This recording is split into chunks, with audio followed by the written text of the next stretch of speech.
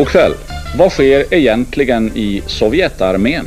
15 000 soldater har dött under de senaste 4 åren och det hände inte på slagfältet.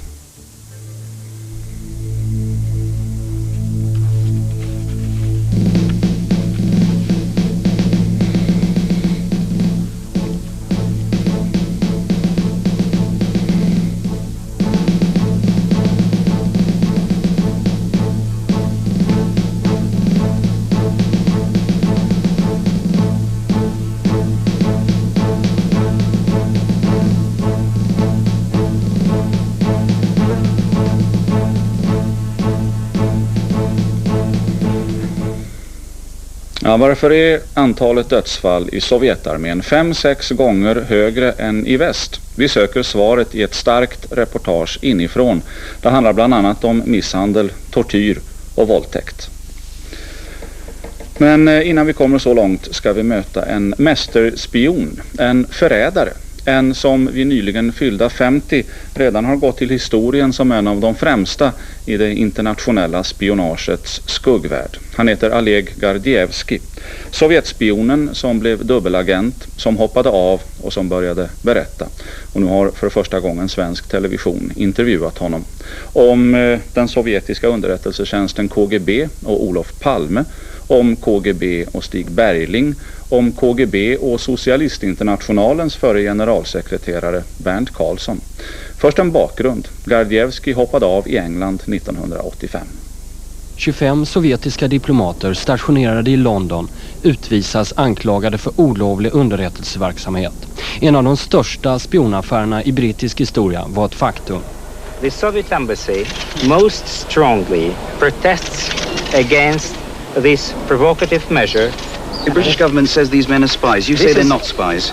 I have no other comment but the statement I have just made. Mannen som avslöjade de sovjetiska spionerna var dubbelagenten, den tidigare KGB-chefen i Storbritannien, Oleg Gordievskij, som hade hoppat av till väst under sommaren samma år. Gordievskij inledde sin karriär på den avdelning inom KGB som svarar för organisationens verksamhet med inriktning på Storbritannien, Sverige och de andra skandinaviska länderna. Redan när Gordievskij förflyttades till Köpenhamn i början av 70-talet var han övertygad antikommunist. Han tog kontakt med den danska underrättelsetjänsten och KGBs mödosamt uppbyggda verksamhet lämnades ut och flera danska medborgare avslöjades som spioner för Sovjets räkning. Ordentligt vigtigt, det har været stor betydning för oss att få dessa underrättningar, dessa upplysningar av hänsyn till vår egen säkerhet.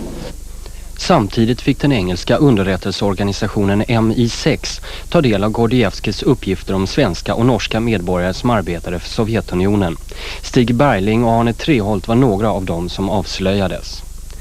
Men det var efter 1982 som Gordievskij kom att bli som mest betydelsefull i sin roll som dubbelagent.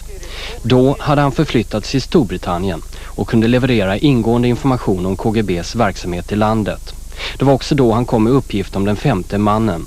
Att den ökända spionringen från Cambridge som omfattade kvartetten Philby, Burgess, McLean och Blunt hade ytterligare en medlem, John Cancross.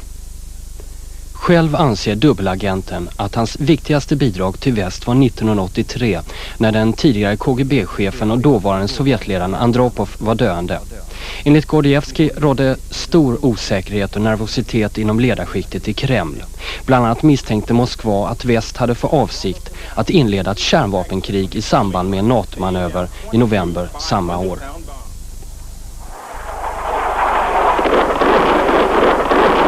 Gordievskij tipsade MI6 som i sin tur såg till att Warszawapakten fick övertygande information att det handlade om en manöver och ingenting annat. Och en militär konflikt kunde undvikas.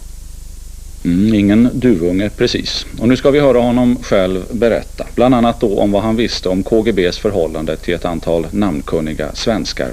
Det är Kanal 1:s avdelning för undersökande journalistik, den så kallade M6-gruppen, som mött honom. Oleg Gordievskij. Han möter aldrig journalister utan lösskägget och peruken. I live in a tiny, beautiful, very lovely English town, and my neighbors don't know who I am. If I lose my privacy where I live, then the neighbors inevitably will begin to talk about me to friends. The friends will speak about it to journalists, and the journalists will start writing about me and putting traps where I live in the road, and then the KGB would know. And the KGB, they've got at least 2 departments responsible for defectors of all kinds. They have to work, and for them to have the address and the name of the defector, it is a great food for thought. They immediately will begin to make plans how to get me. And so eventually they will make a plan to assassinate me.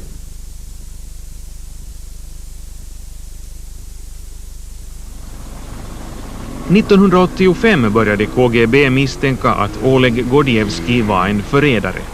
Han tvingades överge sin familj i Moskva och flydde på hemliga vägar till väst. Sen dess lever han ett anonymt liv i England. Vi träffade honom på ett hotell i London, förklädd och maskerad. I was in the heart of the Soviet system, in the heart of the Soviet administrative system, and in the heart of the KGB. I knew the truth. I knew that the gullible and naive people of the Scandinavian countries would not understand and penetrate that life. But I knew the truth, that it was an extremely evil system. It was an expansionist and ideological system who wanted to spread the ideology to the rest of the world, slowly, not immediately, but slowly. And the first, actually, line or group of chain of countries which were under attack, it was, apart from Finland, it was Sweden, it was Denmark, it was Germany, to some extent even Great Britain. Did you ever meet a Swedish spy or a Swedish agent? I have never met a Swedish spy or Swedish agent, apart from one person who was as a very special KGB contact. Do you know about him? Mr. Carlson.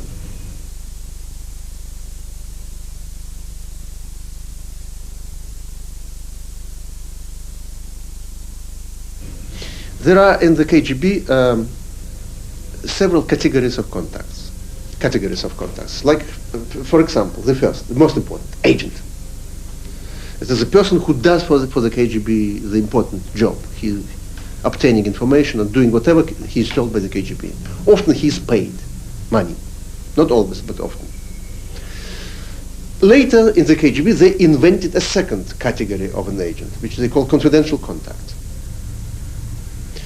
Also many people who are not agents and confidential contacts, but still are very helpful for the KGB, they call them targets of cultivation. And in the late 70s they invented a new form, a new category, and they call it unofficial special contact, which means that it's somebody who talks to the KGB, is prepared to meet, if necessary often, who is quite sincere and helpful, but he's not an agent. He's not even confidential contact. In the KGB they know that it's impossible to recruit him. He's just a person who is full of integrity and who does it probably consciously, talking to the KGB because he feels that it is important to use the KGB as a, say, channel of his information, of his messages to the Soviet leadership. And Mr. Carlson, who was secretary of the International Socialist International in London, headquarters in London, he was KGB's special unofficial contact. And I was supposed to run him as such. So I met him several times in London. He was useful because he shared the information with me or whoever from the KGB, telling about life, about intrigues, about the backstage intrigues and events there, who was important, who was less important. For example, the KGB was very keen to know what the Latin socialists are doing, how the French, Italian and Spanish socialists were competing with the northern socialists. For the KGB and the International Department of the Central Committee, it was easier to influence North European socialist parties but difficult to deal with those South Europeans. So they were very afraid of the Latin influence in the Socialist International. Mr. Carlson was just the person to tell everything about the balance of those two different forces there. But what did Bernd Carlson think of you as a person? Who were you in his eyes? Impossible to tell. Either he thought I was KGB, but he never pronounced it, never admitted it even to himself, or he regarded me as a Soviet diplomat with a special assignment to be responsible for those unofficial contacts with the Socialist International. In your book, you claim that the former Finnish president was a fully recruited KGB agent. What's the difference between Bernd Carlson and Urho Kekkonen? It is actually a very good question, because in the practical, how practically the contact was run, it was often just impossible to tell. What is the difference? The difference was in the KGB's reporting. Somebody who started to work with Kekkonen early was very keen to write the reports, so that the impression in the center was that he was actually very understanding, very close, he was very helpful, obviously exaggerating his preparedness to cooperate with the KGB. That's why when they saw the file, probably quite a thick file, or maybe several files, and the KGB, they thought, so many reports, such nice reports, the relationship is developing so well. Let's declare him to a confidential contact, which is a kind of a lower level or grade of an agent.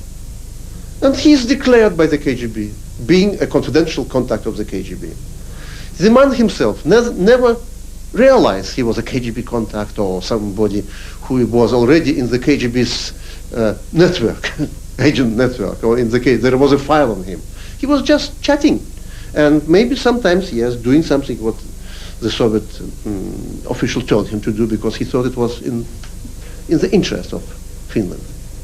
Or he thought it was an opinion passed on to him from very senior people in Moscow.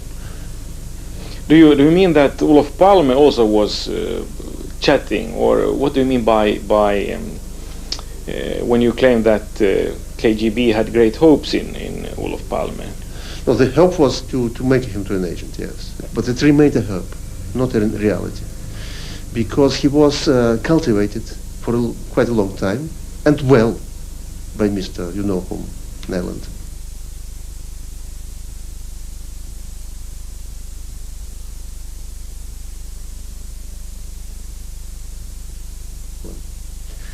And brilliantly, he did it brilliantly. The man was intelligent, clever, sophisticated.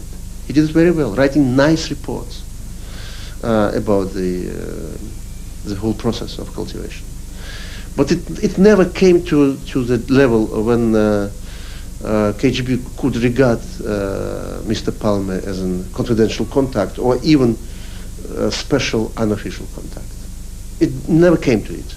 It was interrupted by the Mr. Nyland being recalled back to Russia. Did you ever read some of those enthusiastic reports from Mr. Nyland? Yes, I did. I saw him quite several times. I found them even on my own desk. For them, it is an established policy toward Sweden to try to look nice, not to admit that they are spying, not to admit that they try to influence the public opinion, not to admit that there are contingency plans for the Soviet armed forces in the situation of a conflict to cross the Swedish territory and to destroy the, say, Swedish defense. They want to be nice towards Sweden. And now even more than in the past, because now there are forces not only outside the Communist Party, but even inside the Communist Party who regard Sweden as a model for the future Soviet Union. In a way, they are trying to regard Sweden as a kind of a distant relative, somebody who is can understand the Soviet Union, and they can understand Sweden, and use the experience of Sweden for their future development. Could there be a KGB or a GRU mole within the Swedish Secret Service or military intelligence today? Of course, I don't know. It is theoretically, it is not ruled out, but practically, I think it is unlikely. And why? Because there was burgling.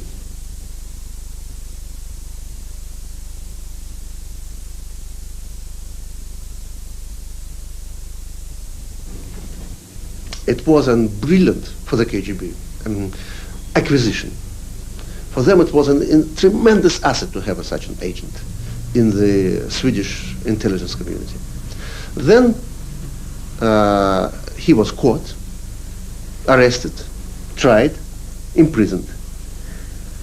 It was already a signal to everybody in the Swedish official circles, if there was anybody else apart from him who wanted to cooperate with the Soviet intelligence.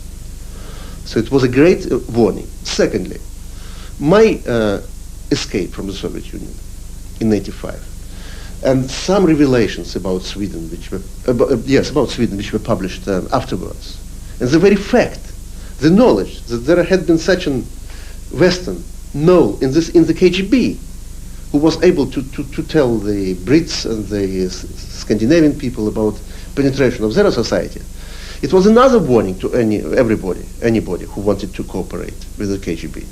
That's why I imagine that the successes of the KGB in Sweden, in the 5 years when I was away, not member of the KGB, the successes are very, very modest.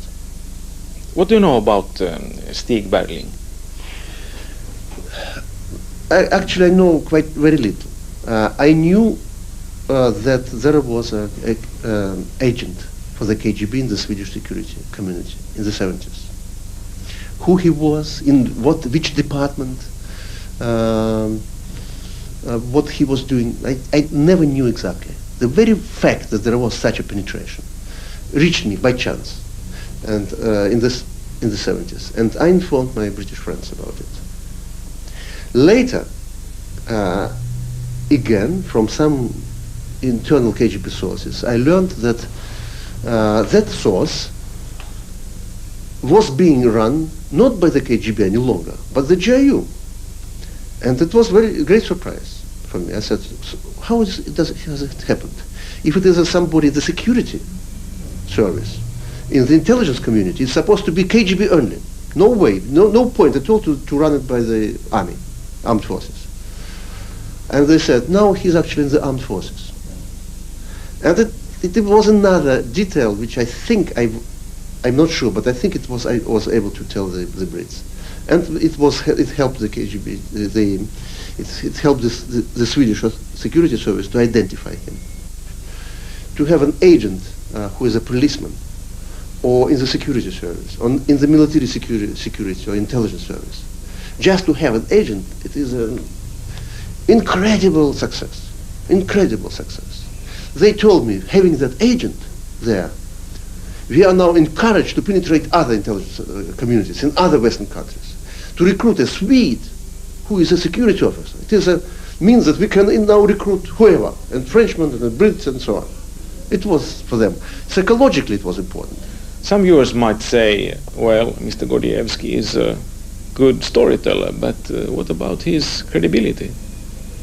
Yes, about my credibility, when people ask such questions, they forget that I'm not like other defectors who spontaneously, something is happening to them in their private life, wife, children, boss, disagreement, changing sides, running to the American embassy, please get me, take me, I'm changing sides.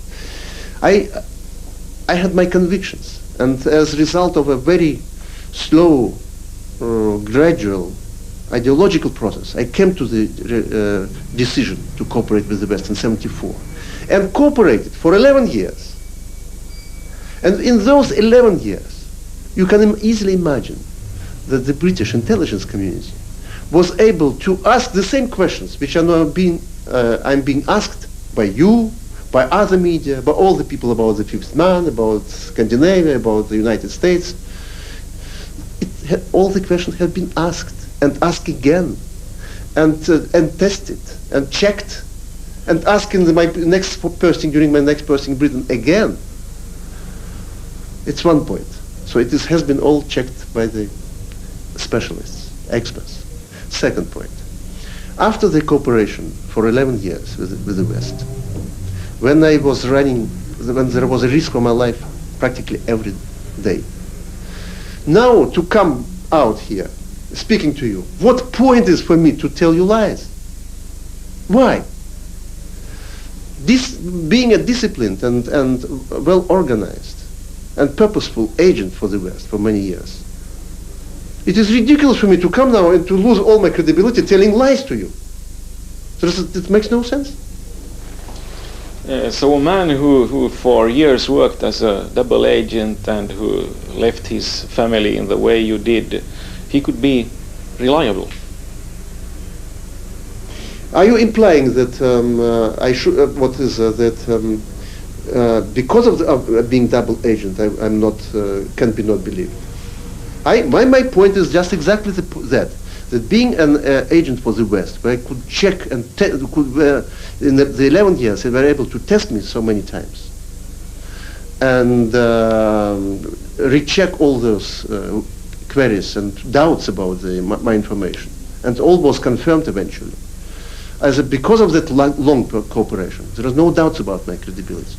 As to my family, why I left the family, the people who read my stories, they know very well that it was simply the choice between staying with the family and dying afterwards in a few weeks' time, or trying to escape and to get the family back to the West somehow. I saw last time my children in June '85. My wife brought them to me. I was staying in a holiday place. KGB put me there. They wanted to keep me a place where I was under reliable observation. And she came with them, and I spent a day playing with them, and we were going for a walk with them, and it was a very happy day. I put them on the train.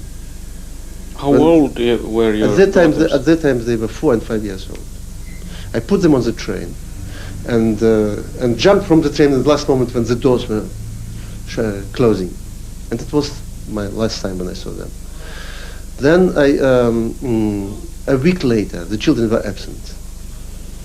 I came to Moscow from that holiday place. It was not outside Moscow, not too far, for a few hours to see her, and I knew that it was last time when I saw her. And I was not in the position to even to give a hint that I was leaving her for a very long time. Why not? How could I do it? I could not, because women are emotional. If I gave a hint that we were parting for an indefinite time, maybe forever, how she, wife and mother of 2 young children, would react on it? And just a person who was attached to me, that emotional explosion was not ruled out. It was just impossible. No, it was impossible. Did the benefits of your activities as a double agent justify leaving your family? It is two things which are not comparable, because one is the moral question and question of family and relations, relatives, and emotional life, and the other is the business, and ideological, say, struggle and relation between the countries, intelligence, politics, and so on. There are two different things. How can we measure the two things, the value of the family or not? Probably, if it was not the family, just my life, I would have said, yes, it's justified to lose my life for what I have done, to defend the sovereignty and the security of the Scandinavian countries, of Great Britain, and generally of the West. It is worthwhile. It would have been worthwhile. But now, having been separated from the family for 5.5 years, I think no, it was not worthwhile.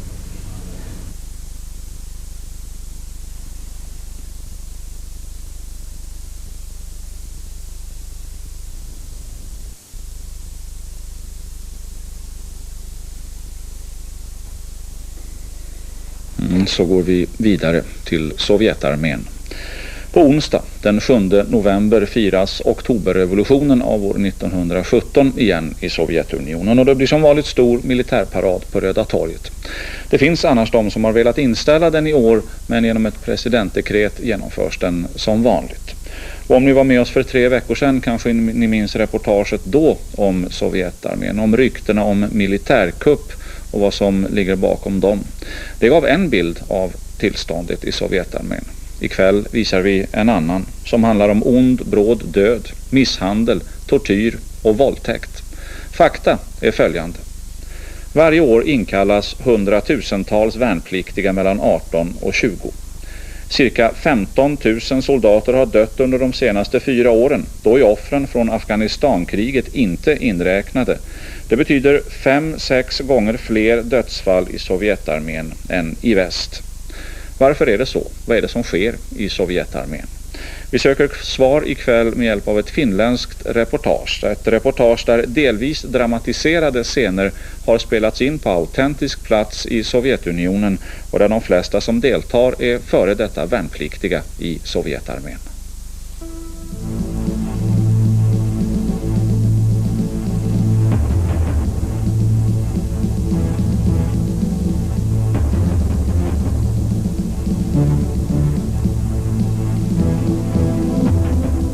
I've been in Russian army from 1983 autumn till 1985 autumn. I've been in Germany and Ukraine. Most of the time I spent in Germany, it was about 60 kilometers from Berlin. And I was drafted in the Soviet army, and I served there from 1984 up to 1986. 1989, in the 23rd of June, they take me to the Soviet army. In 1987, I was taken to the Soviet army. Before it, I had heard terrible stories about the army, and I was afraid.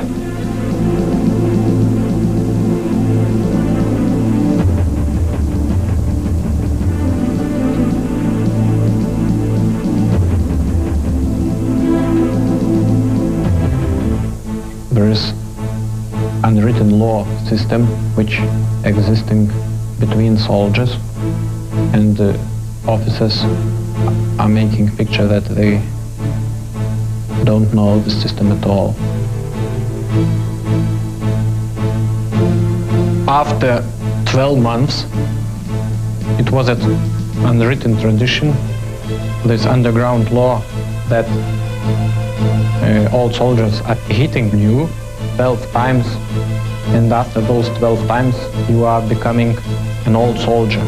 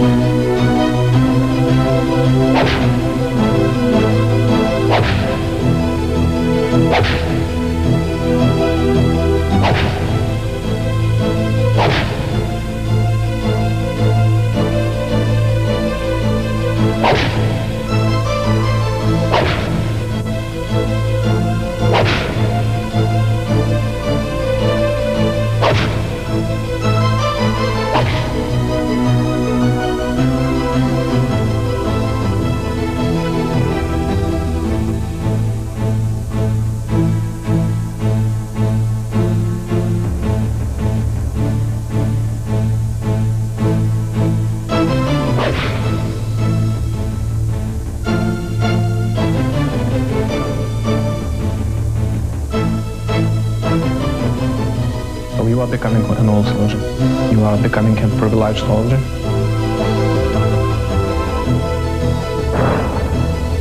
The main thing is, in this first month, to be not afraid of them.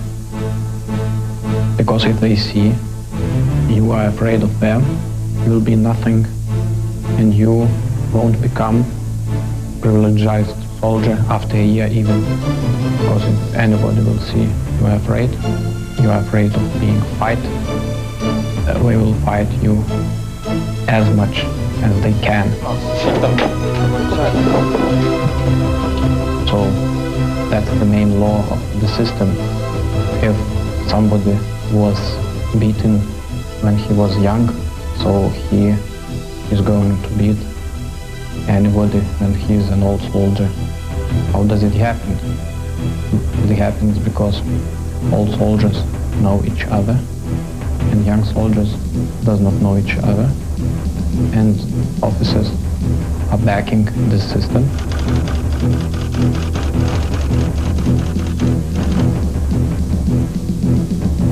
Dedovщина is really a corruption of something one finds in a lot of institutions. There's a nickname for a Soviet conscript for each of his 6 months of his 2-year service, and in his last 6 months of service he's called a ded, a granddad. The rest of the word is a Russianism to explain the period of that person's despotic rule. Как это понимать, дедовщина?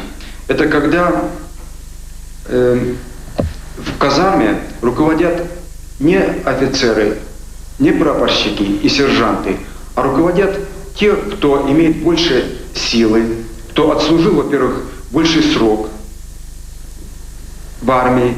Так называемый дед, который организовывает дедовщину в казарме, или группа их, это неофициальное. Их никто не назначал, никто не выбирал. Они существуют сами по себе.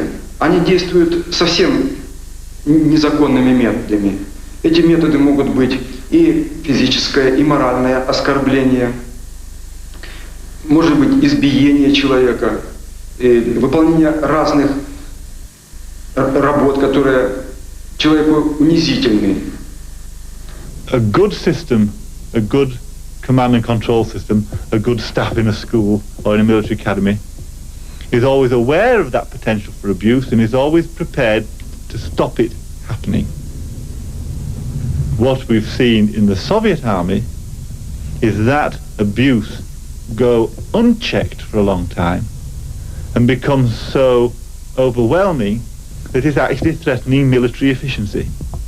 In other words, the rule of the juniors by the seniors is no longer an effective element of control. It has become detrimental. Я думаю, что дедовщина началась после того, как в армию начали призывать тех, кто отсидел в тюрьме какой-то срок. Это где-то 50-е, 60-е годы начались эти призывы. Потому что считалось, что в армии не хватает людей, и что в армию можно призывать даже тех, кто отсидел в тюрьме. А в тюрьме, конечно, законы свои, порядки тоже свои, и эти порядки в какой-то мере переносились и в армию. У разных офицеров неоднозначное отношение к дедовщине. Конечно, многие офицеры против того, чтобы существовала дедовщина, и стараются хотя бы что-то делать, что в их силах для того, чтобы дедовщину устранить. There are very few officers who actually concern themselves with the day-to-day running of the unit. They only see soldiers to give them orders. Whereas in most modern Western armies, there's a social interchange which institutionally the Soviet army hasn't developed. Now, why this matters is because the way the Soviet armed forces are organized, you've got an almost entirely regular officer corps and an almost entirely conscript corps of soldiers, and very little in the way of a regular non-commissioned officer corps as you have in many Western armies. The way an NCO is chosen in the Soviet army, the bulk of non-commissioned officers are simply conscripts who are chosen as being above average and who spend their first 6 months or so in a sergeant training regiment and come out at the age of, say, 18 and a half and join their unit as a sergeant.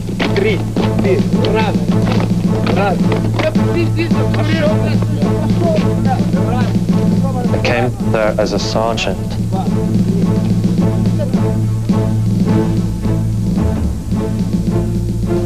My first day in the small regiment, I was given a unit of 10 people who have served 1.5 years, so they have served a year more than I did that time. And my task was to take them to the shower, and that was behind the fence, some 300 meters, and there was nobody. And so we just undressed and went into the shower room. And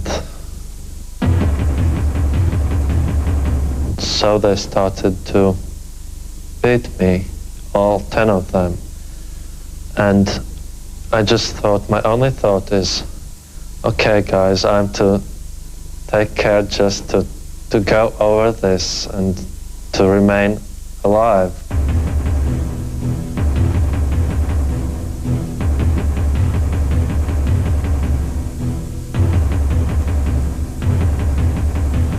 And it took me under the cold shower to come to my senses again.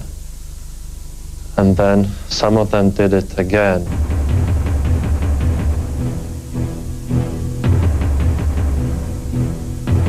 And then they said, that's just a lesson for you. So you are our commander, but you know we have served a year more than you. You should take it into notice and don't do stupid things, don't give stupid orders, and we'll be friends. And I thought, well, we can be friends after that, but I'll thought it over later. There really isn't a strong NCO corps because the authority of the long-serving conscript in the barracks undermines the authority of the sergeant, because after all, he's only an 18-and-a-half-year-old guy who did his first 6 months service in sergeant training. He doesn't have the age, the authority, the experience to enforce his command. Now all that came to a head in Afghanistan, and the problems we're seeing today in the Soviet army have come to light because when that army was put to the test of war in Afghanistan, this is where it failed. Because there's no regular NCO corps, officers do the tasks which in many armed forces are done by NCOs. Людям, не посвященным в то, что происходит в армии, очень трудно разобраться, что же происходит в армии. The first we heard of the Dedovshchina problem, of the excessive bullying, but then the Soviet army itself issued orders to try and curb this. This was then picked up by the civilian authorities and spurred on by Gorbachev's attempts to control and to reform the army. And it was made into a really serious national issue, which the army didn't like because the army thought it was a problem belonging to the army and which the army had to solve itself. Многие хотя бы как-то стараются вести борьбу с дедовщиной. Но дело в том, что офицер, прапорщик не может находиться в казарме 24 часа. A modern Soviet unit is a mixture of different nationalities right down to the lowest level. And you will find 12 or 13 different nationalities in one infantry company. Now the officer corps, that's different. The officer corps is still predominantly Russian. And the Soviet general staff is 98% Slav, 85% Russian, and the rest Ukrainian and Belarusian. So the higher you get in the military system, the more Russian it gets. And in terms of command and control, it still really is the Russian army. But the difference between pre-1917 and today is that today they've got their nationalities mixed up into the unit. Значит, в армии служат солдаты десятков национальностей. И, конечно же, они читают газеты, смотрят телевидение, слушают радио и знают, что происходит в стране. Знают, по каким причинам, например, идет борьба между азербайджанцами и армянами. И, конечно же, эти конфликты существуют. Я думаю, что много стараний прикладывают офицеры для того, чтобы как-то конфликты эти устранить. Но дело в том, что офицер, прапорщик не может постоянно находиться в казарме.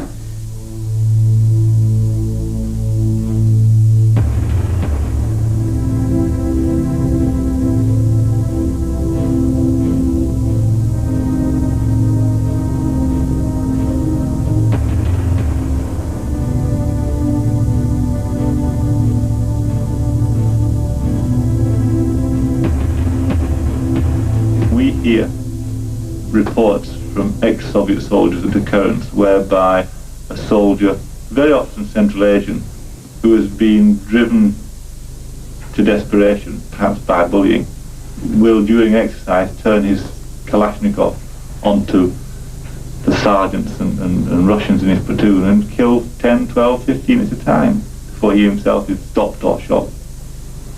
It's not an uncommon occurrence.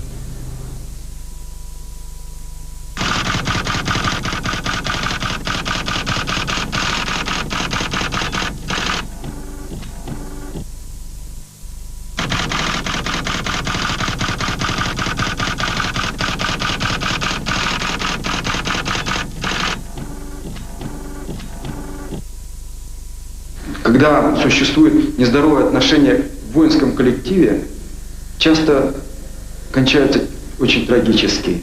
For some reason or other, Soviet soldiers are being killed either by incompetence in accidents, or by faulty equipment, or by breaches of discipline, which result in their death.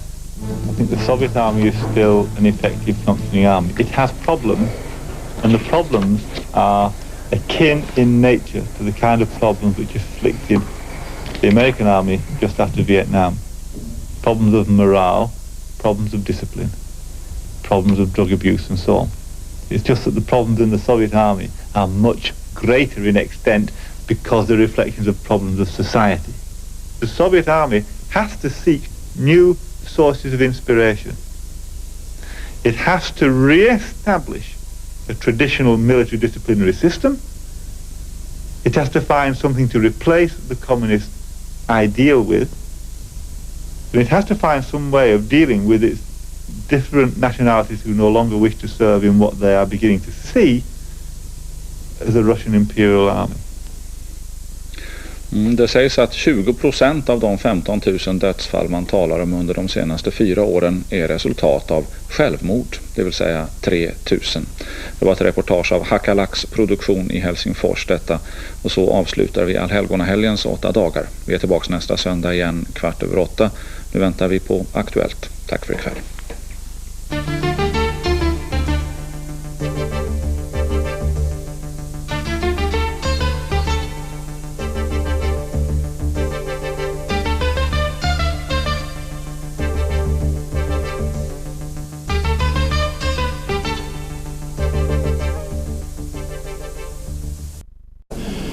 Få disse underretninger, disse oplysninger af hensyn til vår egen sikkerhed. Samtidigt fick den engelska underrättelseorganisationen MI6 ta del av Gordievskis uppgifter om svenska och norska medborgare som arbetade för Sovjetunionen. Stig Bergling och Arne Treholt var några av dem som avslöjades. Men det var efter 1982 som Gordievski kom att bli som mest betydelsefull i sin roll som dubbelagent. Då hade han förflyttats till Storbritannien och kunde leverera ingående information om KGBs verksamhet i landet. Det var också då han kom med uppgift om den 5:e mannen. Att den ökända spionringen från Cambridge som omfattade kvartetten Philby, Burgess, McLean och Blunt hade ytterligare en medlem, John Cairncross. Själv anser dubbelagenten att hans viktigaste bidrag till väst var 1983 när den tidigare KGB-chefen och dåvarande Sovjetledaren Andropov var döende. Enligt Gordievski rådde stor osäkerhet och nervositet inom ledarskiktet i Kreml. Bland annat misstänkte Moskva att väst hade för avsikt att inleda ett kärnvapenkrig i samband med en NATO-manöver i november samma år.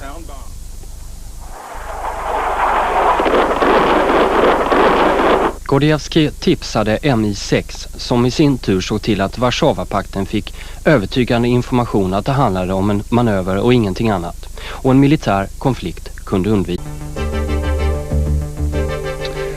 God kväll. Vad sker egentligen i sovjetarmen? 15 000 soldater har dött under de senaste 4 åren och det hände inte på slagfältet.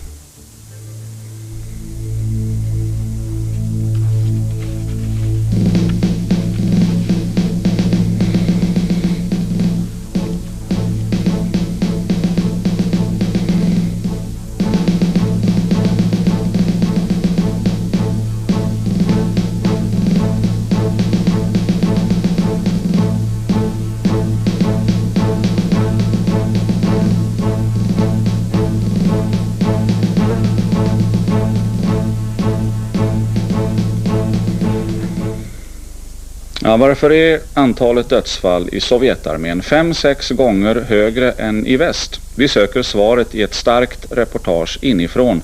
Det handlar bland annat om misshandel, tortyr och våldtäkt. Men innan vi kommer så långt ska vi möta en mästerspion, en förrädare. En som vid nyligen fyllda 50 redan har gått till historien som en av de främsta i det internationella spionagets skuggvärld. Han heter Oleg Gordievskij. Sovjetspionen som blev dubbelagent, som hoppade av och som började berätta. Och nu har för första gången svensk television. KGB misstänker att Oleg Gordievskij var en förrädare. Han tvingades överge sin familj i Moskva och flydde på hemliga vägar till väst. Sen dess lever han ett anonymt liv i England. Vi träffade honom på ett hotell i London, förklädd och maskerad. I was in the heart of the Soviet system, in the heart of the Soviet administrative system, and in the heart of the KGB. I knew the truth. I knew that the gullible and naive people of the Scandinavian countries would not understand and penetrate that life. But I knew the truth. That it was an extremely evil system. It was an expansionist and ideological system who wanted to spread the ideology to the rest of the world, slowly, not immediately, but slowly. And the first, actually, line or group of chain of countries which were under attack, it was, apart from Finland, it was Sweden, it was Denmark, it was Germany, to some extent even Great Britain. Did you ever meet a Swedish spy or a Swedish agent? I have never met a Swedish spy or Swedish agent apart from one person who was as a very special KGB contact. Intervjuat honom om den sovjetiska underrättelsetjänsten KGB och Olof Palme, om KGB och Stig Bergling, om KGB och Socialistinternationalens förre generalsekreterare Bernt Karlsson. Först en bakgrund. Gordievskij hoppade av i England 1985. 25 sovjetiska diplomater stationerade i London utvisas anklagade för olovlig underrättelseverksamhet. En av de största spionaffärerna i brittisk historia var ett faktum. The Soviet embassy most strongly protests against this provocative measure. The British government says these men are spies. You say they're not spies. I have no other comment but the statement I have just made. Mannen som avslöjade de sovjetiska spionerna var dubbelagenten, den tidigare KGB-chefen i Storbritannien, Oleg Gordievskij, som hade hoppat av till väst under sommaren samma år. Gordievskij inledde sin karriär på den avdelning inom KGB som svarar för organisationens verksamhet med inriktning på Storbritannien, Sverige och de andra skandinaviska länderna. Redan när Gordievskij förflyttades till Köpenhamn i början av 70-talet var han övertygad antikommunist. Han tog kontakt med den danska underrättelsetjänsten och KGBs mödosamt uppbyggda verksamhet lämnades ut och flera danska medborgare avslöjades som spioner för Sovjets räkning. Och ordentligt vigtigt, det har varit stor betydning för oss. Ingen duvunge precis. Och nu ska vi höra honom själv berätta. Bland annat då om vad han visste om KGBs förhållande till ett antal namnkunniga svenskar. Det är Kanal 1s avdelning för undersökande journalistik, den så kallade M6-gruppen, som mött honom. Oleg Gordievskij. Han möter aldrig journalister utan lösskägget och peruken. I live in a tiny, beautiful, very lovely English town, and my neighbors don't know who I am. If I lose my privacy where I live, then the neighbors inevitably will begin to talk about me to friends. The friends will speak about it to journalists, and the journalists will start writing about me and putting traps where I live in the road, and then the KGB would know. And the KGB, they've got at least 2 departments responsible for defectors of all kinds. They have to work, and for them to have the address and the name of the defector, it is a great food for thought. They immediately will begin to make plans how to get me. And so eventually they will make a plan to assassinate me.